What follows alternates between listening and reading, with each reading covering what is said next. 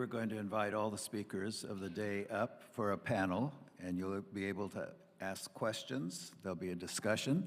So since we know three of them who presented today, but we haven't yet really met the other three, let's go around the circle, and each of you introduce yourself briefly and your particular area of interest and work. And then those of you who are in the audience, be thinking of your questions. They can be directed to any one of them or in general, and we'll get a little discussion going. So Glenn, let's start. Glenn Corbett. As Larry already mentioned, I'm the editor of Biblical Archaeology Review, but prior to that, I worked at the American Center of Research in Amman, where I helped direct a project in Petra at the Temple of the Winged Lions. And so tomorrow I'll be talking a lot about the preservation and community engagement work we did at that very important project. I'm Leigh-Ann Bedal, and it's the garden, the Petra Garden and Pool Complex is my specialization, and you heard all my background. My name is Larry Herr, and I was waiting most to hear Leigh-Ann's account because I visited her site many times and followed the excavations, and it was fun to see what conclusions you have. Kent Bramlett, and I teach here at La Sierra University, professor of archaeology, and our projects in Jordan are at Balua and the publication of Umeri, which Larry directed with Doug. Hi, I'm Megan Perry. I'm a professor of anthropology at East Carolina University. It's in North Carolina. There is no East Carolina, but North Carolina. It's in the eastern side of North Carolina. And I'm a bioarchaeologist. I directed a project, or co-directed a project in Petra called the Petra Northridge Project, which you'll hear about next week. But I've also done bioarchaeological work at other sites in Jordan, like Hespan and Aqaba, and I'm working on with Christina Reed on the human remains from the dolmen at Umeri. And so a bioarchaeologist is basically somebody who studies the human skeleton from archaeological sites, but within the context of the archaeology. We're not just in the lab doing the research. We're actually in the field doing the data collection there as well on the mortuary context, and then analyzing the human remains as well.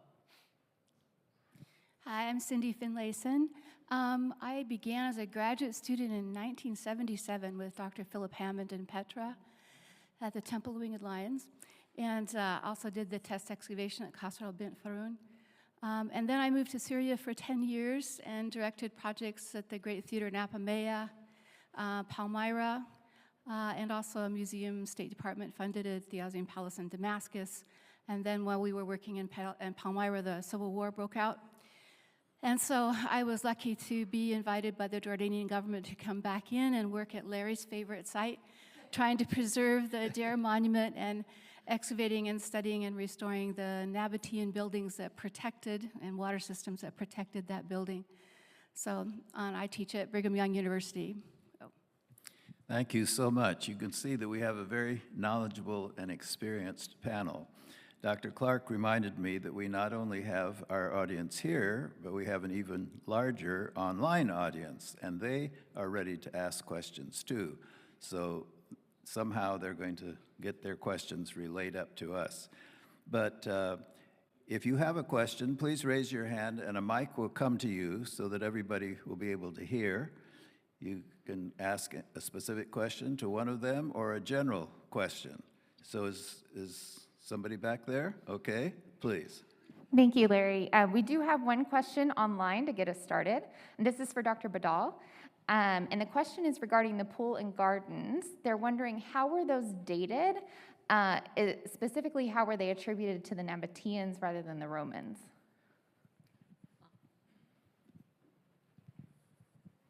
Okay, so they're wanting to know how do I know it's Nabatean and not Roman? Is that the thing? Okay, well, because it dates to, based on our finds in the excavation, we have coins, and, for example, and the pottery, which are very helpful for dating the stratigraphy and some very key points of the architecture. And so it is coming right at the time of Aridas IV, so he's a Nabatean king, and he is, it's a century before the Romans annexed Nabatea.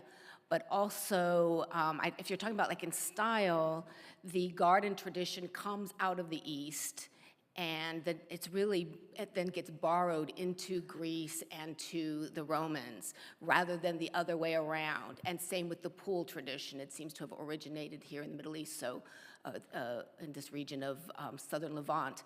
So it's definitely an Eastern feature for Petra. Thank you. Next question? Yes, there's over here. Can we get a? Good. I think this question would be best addressed to any of our speakers today. We see in all these photos and in the presentations these beautiful mausoleums carved out of the stone. I was wondering what would be the general dwelling situation for the average citizen in Petra, if that's something that we know about. Did you say dwelling? Yes. So Yeah, I mean, okay. I'm imagining that the average everyday citizen is not living inside one of these beautifully carved. Well, okay, so the tombs were in use for a number of different, or the caves, I'm sorry, were in use for a number of different things. So some of them, we see entrances into the rock that are carved for tomb purposes or dining hall purposes, but there are also sort of natural caves that were also incorporated into housing structures. So the house would basically, the cave would be sort of the back part of the house, and then the house would be sort of built in front of it out of cut stone. And on the North Ridge, we did excavate 3 different housing complexes, and they basically are either freestanding houses that are kind of, they basically cut into the hillside, kind of at a very smaller level than what you'd see at Leigh-Ann's site. And the walls would be sort of built within that square cutout area. Or in a couple cases, there was sort of a back cave room that the house was then built in front of, incorporating the cave. Though in that one, we didn't go into the cave because it looked really too unstable. And unfortunately, I bet there would have been some neat stuff in there. Does anybody else have anything to add? That was wonderful. Thank you so much. I appreciate it. Okay, another question? Okay, over here. Oh, sorry. I was just going to mention that Ken Russell, who has passed away, did some excavations on housing next to the Temple of the Winged Lions. So most, lower middle class housing seems to have been stone-built walls, including the types that Megan's talking about. So it just depends on your economic level, just like it does today here, whether you got a nice courtyard and other things that went with it. So there's a variety of different styles, including quite luxurious villas in Petra if you were wealthy. So. Thank you. Okay, question.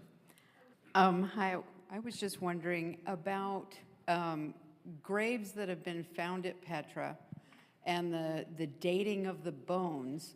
Are there some that have predated the Roman architecture, or are they from during that period, and are there problems with dating them? There are a couple problems. Well, most of the burials that we've excavated on the North Ridge, most of the tombs there, were dated through artifactual evidence that was found alongside the remains. And they mostly date from the late 2nd century BC up until the late 2nd century AD, late 1st century AD, early 2nd century. We haven't been able to C14 a lot of the remains because the collagen preservation in Petra is really bad, especially in these rock-cut tombs that are cut down into the ground. There's a lot of water infiltration, so this is like kind of wet, dry cycle. It's really bad for collagen preservation, which is what you need for the faster, less expensive form of dating. And so, yeah, so that it isn't always particularly easy, though. Cindy was telling me a colleague of hers who excavated some tombs in Petra was able to get some C14 dates, and they were much earlier, which is really surprising. From the 6th century? Yeah, 600 to 400, which is really surprising. That's very early. So I'd be curious to see what is going on in those tombs that's different than the rest of. Oh, okay, well then it's probably not when it was in use, I wouldn't think. Okay, so yeah, so it's not always easy dating the tombs, but luckily, like Leigh-Ann was saying, the chronology of the ceramics is really, really tight, so we can actually get almost like a 50-year, 25-year, period where we know something dates to. And then the coins also help as well, though of course, they could have been somebody in, 200 years later could have dropped a 1st century AD coin in somewhere, but, generally, it's going to date to, if you have a pretty good context, it's going to date to the time period that those contexts were laid down. Okay, now a mic. Thank you. Apologize for that. I was just curious, do you have any in-ground cemetery areas, or is everything in a mausoleum type of positioning? Yeah, well, tomorrow you'll see some pictures, but for the most part, they are cut in stone, in Petra. And that's just because of the way the topography is there, right? There's not much soil to actually dig a body into, right? To dig a grave into. It doesn't go down that far, especially in the areas that were used for cemeteries. There are some areas where you do have some, but most of them are cut into the rock. And the ones we have are not the big facades. They're just a shaft cut into the rock that opens into a chamber, and there are burials in there. Were you going to say something? Okay, yeah. Next. Okay. Dr. Clark has a question, and then we'll go back to your question in the back. This is a question that may be a little bit complex, but some of us have talked about it because of recent media releases from Petra, from excavations in Petra that ended up being treated by Josh Gates and Expedition Unknown, and this is on the Discovery Channel, and there were 2 broadcasts about this discovery, one on October 9 and one on October 16, and it had to do with the discovery of a new tomb with, I think, 11 or 12 skeletal remains. It hit the media because it was right under the treasury. You come in, you see the Indiana Jones shot, right under the treasury, the discovery of this new tomb. That news, it really went everywhere. I mean, it was in all of the broadcasts, the major broadcast media. And then came some pushback, including from people sitting in front of you, who said, there is more to this story. And we need to think about how it is that we share archaeological information. And it's not that there's anything hidden about it, but when it's problematic and when it's hyped by an entertainment program as opposed to perhaps a documentary. So what I want to ask the panelists to think about and to respond to in this whole issue, how do archaeologists deal with the media? And how do we make it popular, but at the same time be faithful to scholarship? This is an important thing because archaeologists, we have such a great time talking among ourselves, and we use the language of archaeology. But then when it makes it to the popular media, what happens when that takes place? And are there some lessons we can learn from this particular experience? Who wants to take that easy question? Yeah. Well, since my colleagues kept handing this mic to me, all right, so what I'll say, as far as how we handle the media, I'm sure I'm no different from others up here. I am contacted by the media quite often asking to be part of some documentary or what they call a documentary, and I literally just ignore most of the emails that come in because I don't want to be caught up in the sensationalism and and anything that might be misrepresenting, which is what this case was. As far as that example, all I can say is in class, I teach my students, I try really hard to teach them how to be able to themselves figure out if something is real or not. And this is those explorer shows on television, they are reality TV. They are not documentaries. So you need to question everything. And I think that Megan, being the tomb excavator, should probably take it from there. This is indeed a big issue, and I think all of us scientists are trying to figure out how to best convey our research to the public without sensationalizing it, and especially I think when it comes to skeletal remains, there's this sort of macabre fascination with death and with the remains of deceased individuals, and so there's a real push to sort of try to get the media to not, for example, publish a picture of a skull on a link to a news story about some ancient people, to use it as clickbait. Because in a way, when you think about it, that's really disrespectful to that individual whose skull that belonged to in the past. And there are a lot of people in the world, a lot of Native American individuals here in the US, for example, who really do not take that kind of representation of ancestors very well. And so it's important to kind of consider the fact, when you publish images, is the picture of the skull or the bones or whatever really necessary to convey the story? And one thing that, and to me, that the documentary sort of was built all around that kind of macabre hype. So they were supposedly told not to film the remains and that kind of thing, or have them really kind of in the shot, which they ignored.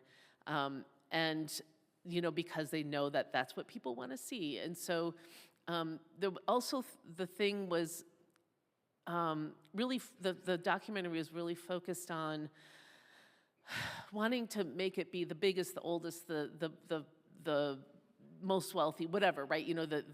Have that kind of shock value. So this is the new tomb found in Petra. Well, as somebody who's been working there for 20 years or whatever, digging graves, it's sort of silly to say that that is in fact the case, but they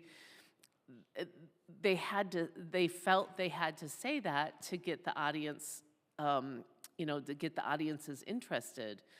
What was really lacking in that documentary, I thought, is actually like, what can you tell from the skeletal remains, right? Like, that part is really interesting, and they should have had someone, not me, I probably would have said no, but but somebody should have been there to sort of talk about that and tell them, like, what can we tell about the Nabateans? That we're not just digging a tomb just to dig a tomb. We're not digging a tomb just for stuff, right? We're digging a tomb to learn about people from the past. And so what can we tell from digging this tomb, more than just like, oh, how is it related to the Cosne and stuff like that? That's interesting, but you wouldn't have to excavate the tomb to really get those answers, particularly since, I don't know how many of you know this, it was actually excavated in 2005 by a Jordanian archaeologist and then presented as a new discovery on the documentary. So yeah, clearly I have a lot of issues, but that's what I have to say. I don't know if anyone wants to add something. Yes. Okay.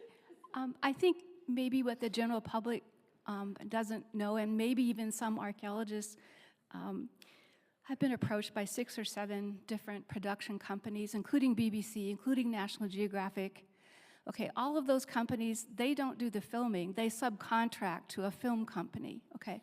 And so, and the whole process is trying to get sponsors for those programs that pay money to do that. So it has, from their perspective, it has to be mysterious, and it has to be this and that, okay? Archaeologists are always baffled. We're always baffled.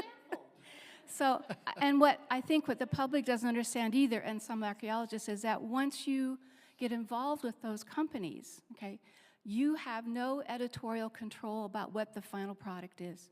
Because, for example, BBC, their representative will lead you on and want to get information, and they'll tell you, oh yes, you can edit the back at the end for incorrectness or whatever. But then push comes to shove, and then time comes, and they'll say, oh no, it's against British law for anyone to do anything with the media and do any editing for us. Same thing in the United States.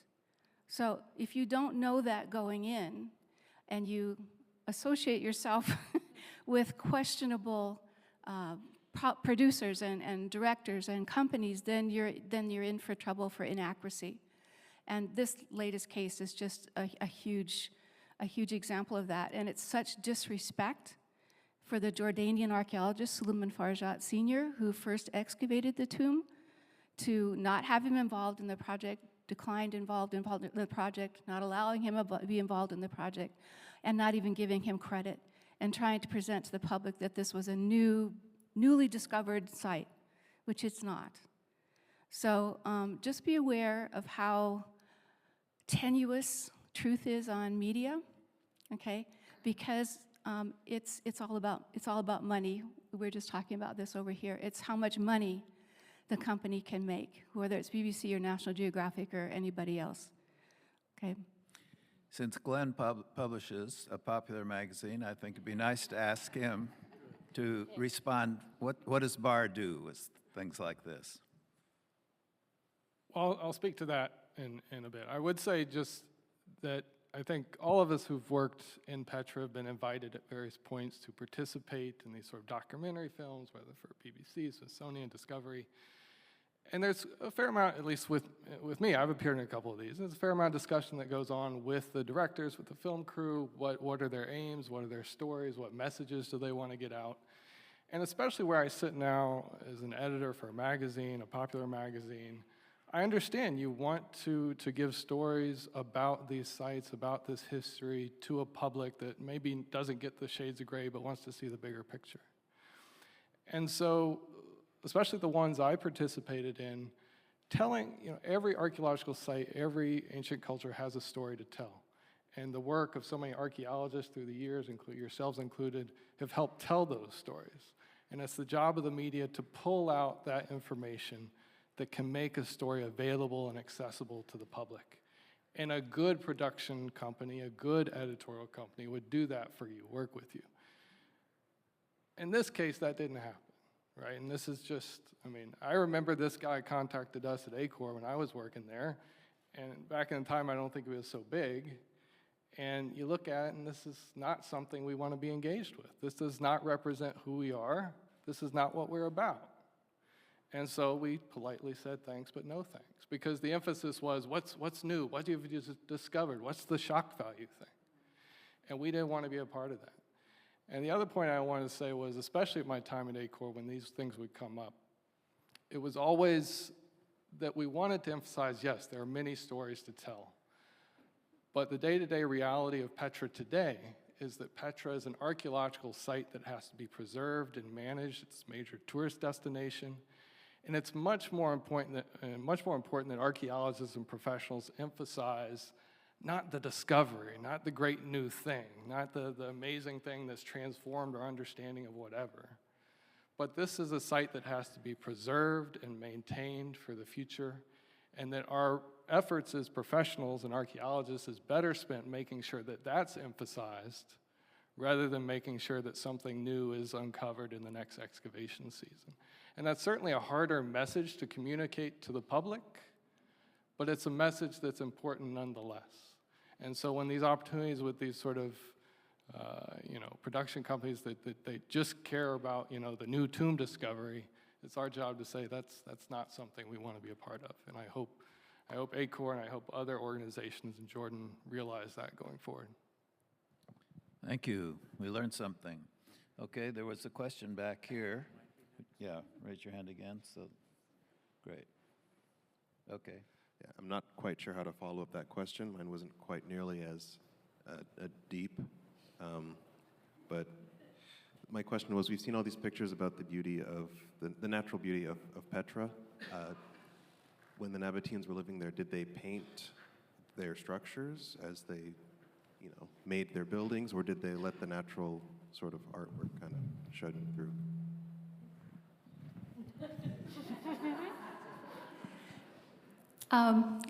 From what evidence we have from the larger monuments, and I'm mostly speaking about up at Adair, you saw the beautiful sandstone, incredible natural beauty.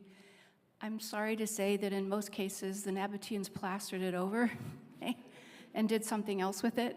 So we have a beautiful painted tomb in Beta, Little Petra, that's plastered and painted over with kind of Dionysiac scenes in it. Whether that's Dionysus or Dushares is up for debate.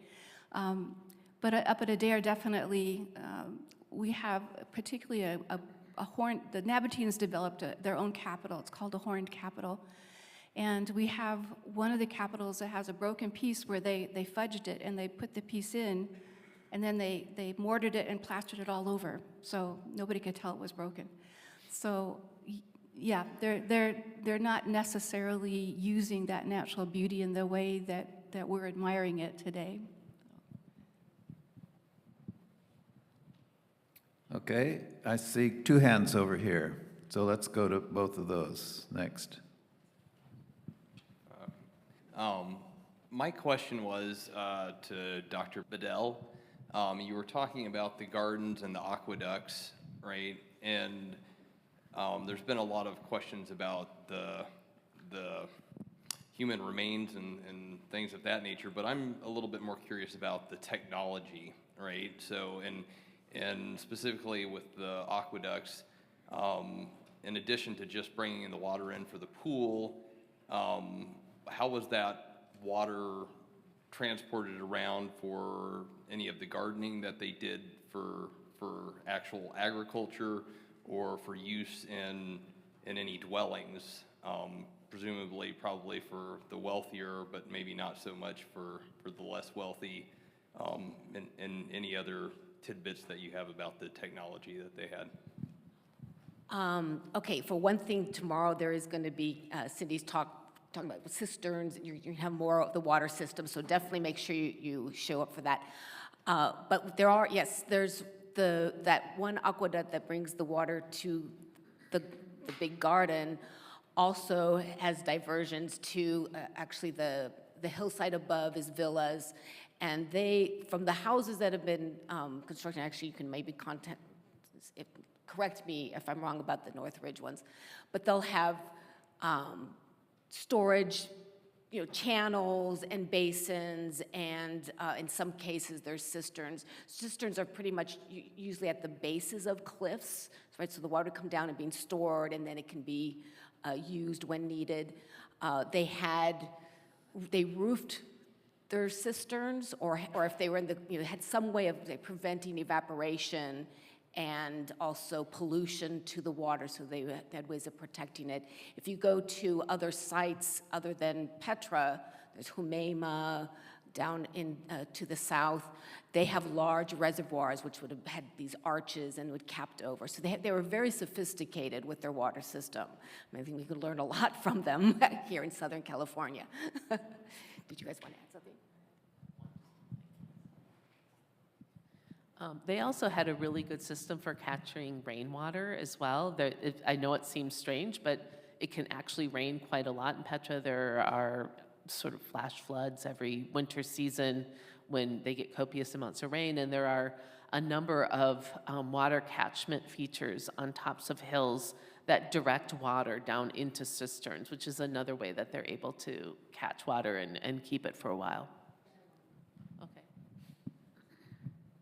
There was a major earthquake in 363 AD, which destroyed this water system, and it was never rebuilt. There's no evidence of ever being rebuilt after that. And so Byzantine Petra, where there's churches on the North Ridge, and a little Byzantine settlement there, they depended entirely on rainwater, collecting rainwater. I saw two more questions, and I think those will be the end because we're coming up against it, but there was another one here in this row? Yes. And then we'll go back over here, yeah. Do I have to push any? If there were like about 40,000, you said, living there in Petra, what was their livelihood? How did they make a living?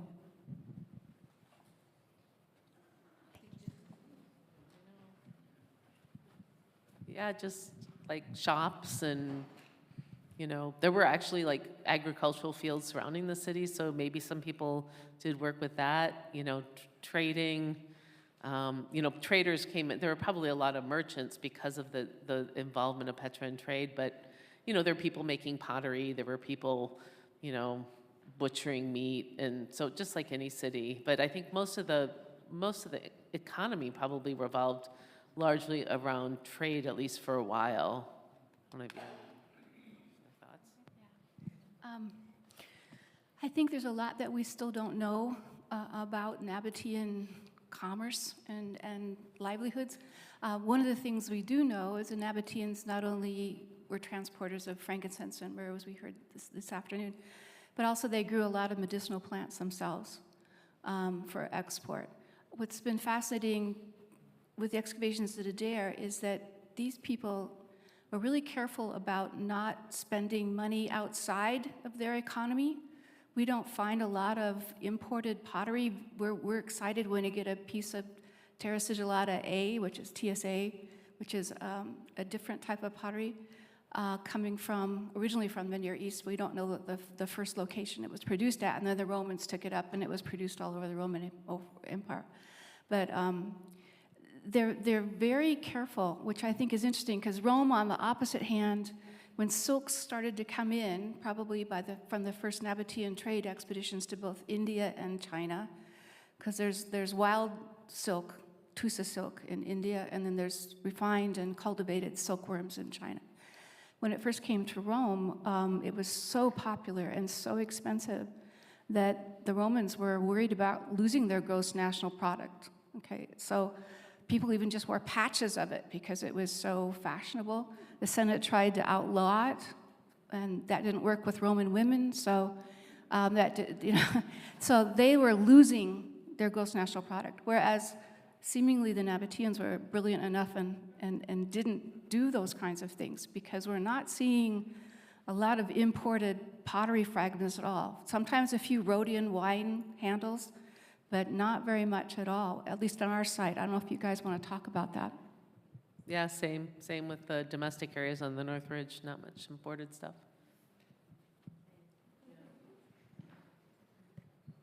And just one thing to add based on my previous research. Before I worked at Petra, I worked more in Wadi Rum and the desert regions south of Petra. And it's where you have lots of inscriptions and rock drawings from, I like to call them sort of the country cousins of the Nabateans, probably what we might think of as the nomadic pastoral element of Nabatean society within the larger territory of Nabatean kingdom.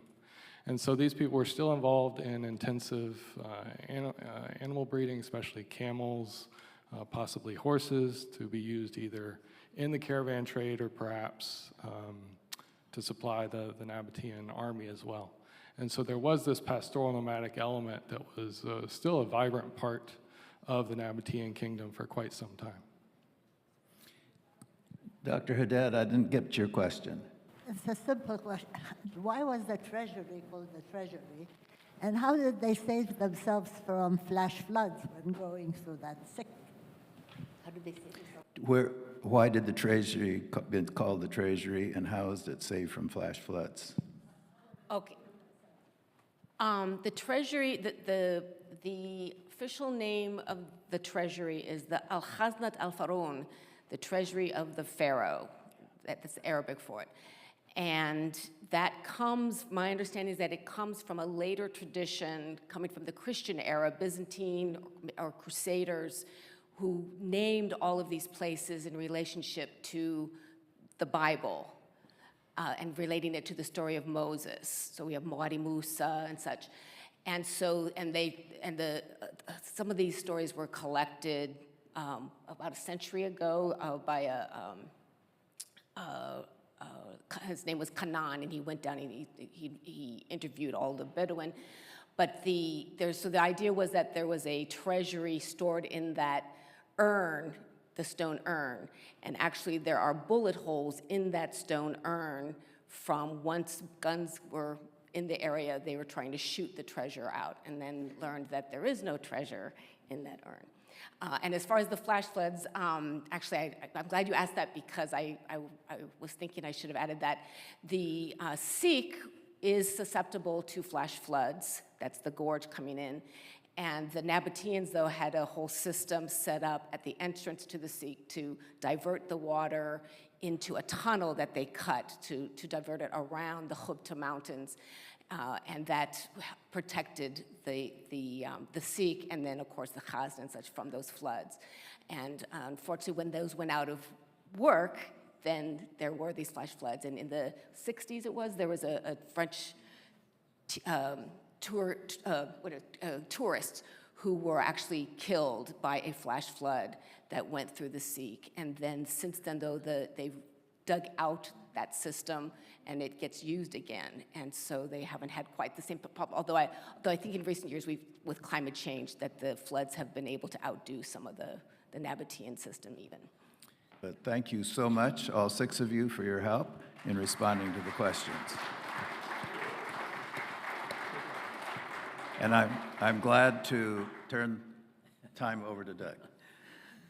Thank you, Larry, for shepherding us through these wonderful presentations and a very informative panel discussion. Thank you for joining us, and thanks to our presenters.